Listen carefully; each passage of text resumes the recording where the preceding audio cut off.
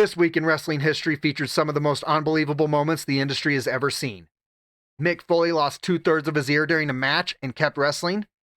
A WrestleMania crowd completely hijacked Hulk Hogan versus The Rock and forced the entire match to change on the fly. Stone Cold Steve Austin drove a beer truck to the ring and drowned Vince McMahon and the corporation in beer. And that's just the beginning. We're also looking at the final WCW pay-per-view before the company was sold. One of the strangest matches ever held on a moving truck. And the night Tazz finally unified the ECW titles. Let's get into it. Mick Foley once lost 2/3 of his ear during a wrestling match and kept wrestling. March 16th, 1994. WCW's European tour in Munich, Germany. Foley, wrestling as Cactus Jack, was facing his greatest rival, Vader. During the match, Foley attempted his signature hangman spot, where he flipped over the top rope and hung suspended by his neck. But the ring ropes weren't normal. For the German tour, the ring used elevator cables wrapped in rubber with zero give. When Foley tried to pull his head free, the tension and friction sheared off 2/3 of his right ear. Amazingly, the match didn't stop.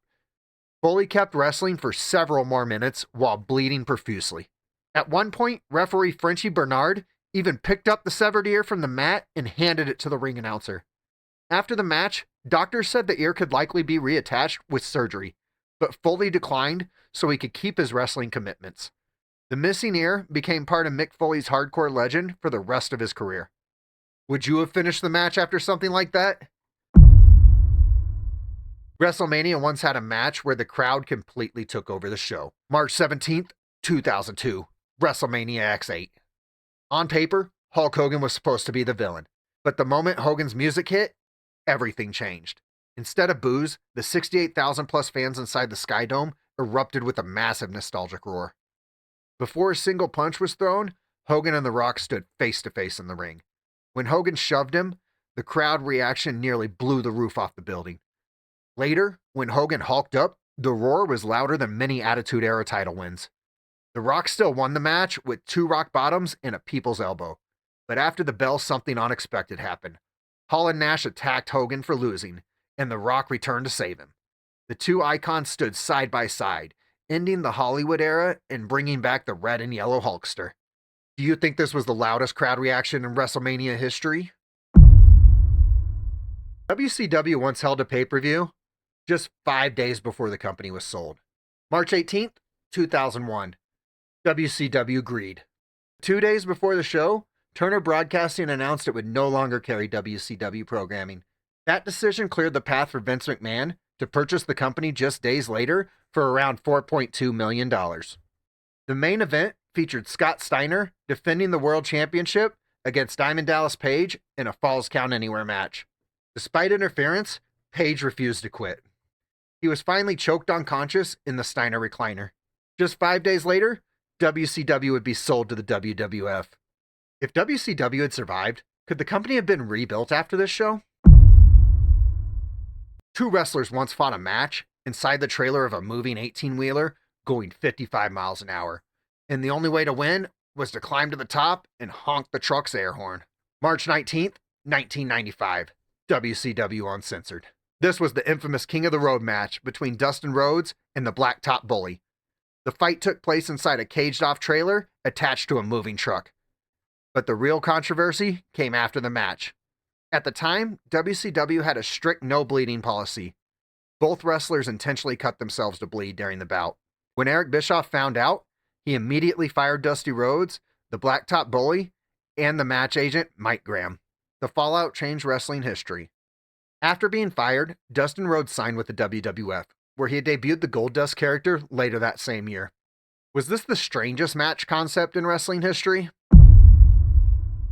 One WrestleMania night produced the greatest opening match ever, the first ladder match on a pay-per-view, and a championship redemption story.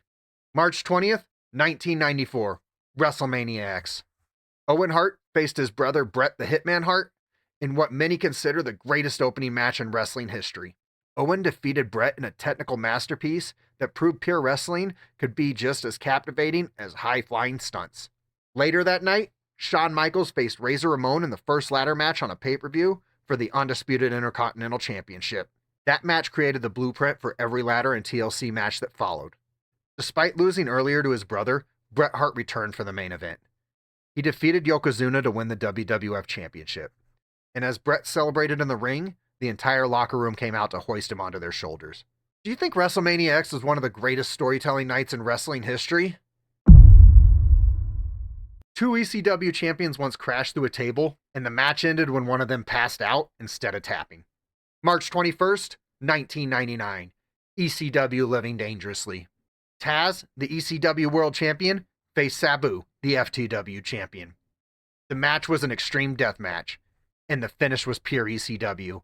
Tazz locked in the Tazz mission, and Sabu refused to tap. Instead, he passed out. Tazz stood over his legendary rival, unifying the titles and cementing himself as the human suplex machine. The same event also featured a 22-minute classic where Rob Van Dam defeated Jerry Lynn with a 5-star frog splash, proving ECW wasn't just about blood and chaos. And in one of the night's biggest surprises, Sid Vicious appeared and destroyed the Dudley Boys with power bombs. This show represented the peak of Paul Heyman's extreme vision. Do you think Tazz vs. Sabu was one of the most brutal matches in ECW history? Stone Cold once drove a beer truck into a wrestling arena and sprayed the entire ring with beer. March 22nd, 1999. Monday Night Raw. The corporation, Vince McMahon, Shane McMahon, and The Rock were in the ring celebrating their control over the company. They were mocking Steve Austin, who was the #1 contender for The Rock's WWF Championship heading into WrestleMania 15. Then the arena suddenly filled with the sound of a massive diesel engine. Austin didn't walk to the ring. He drove a Coors Light delivery truck straight down to ringside. Grabbed a high-pressure beer hose from the side of the truck, and the blast hit The Rock so hard it nearly knocked him out of the ring and sent Shane McMahon tumbling. Meanwhile, Vince McMahon fell to his knees as the ring filled with beer and started frantically swimming in it. The segment helped Raw pull a massive 6.4 rating that night and is often cited as the moment the Monday Night Wars were effectively won. Was this the greatest Stone Cold moment of the Attitude Era? And that's This Week in Wrestling History. If you missed any of the individual stories, you can watch the full This Day in Wrestling History playlist right here on the channel. Next week, we're covering even more unbelievable moments. If you enjoy wrestling history like this, subscribe so you don't miss the next episode. I'll see you next week.